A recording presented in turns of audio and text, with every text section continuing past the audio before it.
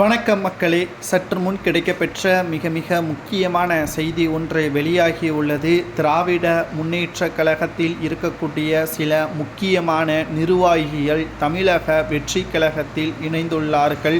2026 சட்டமன்ற தேர்தலில் 234 தொகுதிகளிலும் தனித்து போட்டியிட முடிவு செய்திருக்கிறார் தலைவர் விஜய் அவர்கள். இதில் 150 தொகுதிகளுக்கு மேலாக தமிழக வெற்றி கழகம் வெற்றியடைந்தால் நிச்சயம் தமிழகத்தில் ஆண்டே கட்சி தொடங்கி 2வது ஆண்டில் ஆட்சியை பிடித்த கட்சி என்ற பெருமையே தமிழக வெற்றி கழகம் அடையும். அது மட்டுமல்ல, 100 தொகுதிகளுக்கு கீழே வெற்றியை பெற்றாலும் கூட்டணி ஆட்சிதான் தமிழகத்தில் அமலுக்கு வரும். எப்படி இருந்தாலும் விஜய் அவர்களது வெற்றியை யாராலும் தடுக்க முடியாது. இதற்காகத்தான் தமிழக வெற்றி கழகத்தில் இணைய அதிமுகவில் இருக்கக்கூடிய நிர்வாகிகளும் திமுகவில் இருக்கக்கூடிய நிர்வாகிகளும் பெருமளவில் நாம் தமிழர் கட்சியின் இளைஞர் பாசாறை படைகளும் தற்பொழுது தமிழக வெற்றி கழகத்தில் இணைய உள்ளதாகவும், பெருமளவில் இணைந்த நபர்கள் பற்றியான தகவல்களை தமிழக வெற்றி கழகம் அதிகாரப்பூர்வமாக இன்னும் ஓரிரு நாட்களில்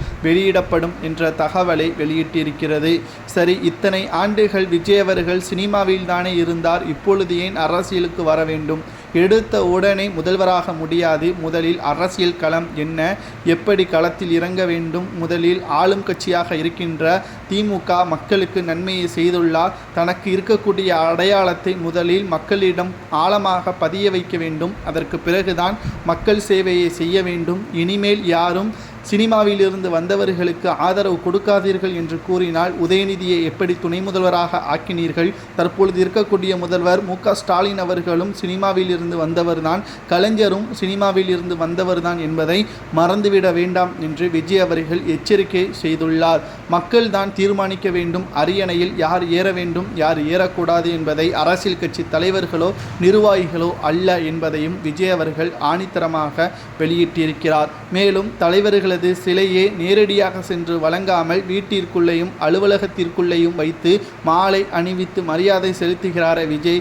இது எந்த விதத்தில் நியாயம் என்று விஜய் அவர்களிடம் பலரும் கேள்விகளை கேட்டுள்ளனர். ஆனால் உச்சநீதிமன்றமே இதற்கு தீர்ப்பை வழங்கியுள்ளது. எந்த ஒரு அரசியல் கட்சி தலைவர்களை நீங்கள் வழங்க வேண்டும் என்றால் போக்குவரத்து இடையூறு இல்லாமல் உங்களது கட்டுப்பாட்டில் இருக்கக்கூடிய இடத்திலேயே நீங்கள் வணங்கிக் கொள்ளலாம். அதுதான் உங்களுக்கு பாதுகாப்பு, உங்களை சுற்றியுள்ளவர்களுக்கு பாதுகாப்பு என்று நீதிமன்றமே தீர்ப்புகளை வழங்கியுள்ளது. இதனால் தொடர்ச்சியாக விஜய் அவர்களது செல்வாக்கும் அதிகரித்துள்ளது. 150 தொகுதிகளுக்கு மேலாக விஜய் அவர்களது வெற்றி வாய்ப்பு இருப்பதாக கருத்து கணிப்பின் முடிவு சரியா தவறா என்பதை கமெண்ட் வாயிலாக கூறுங்கள்.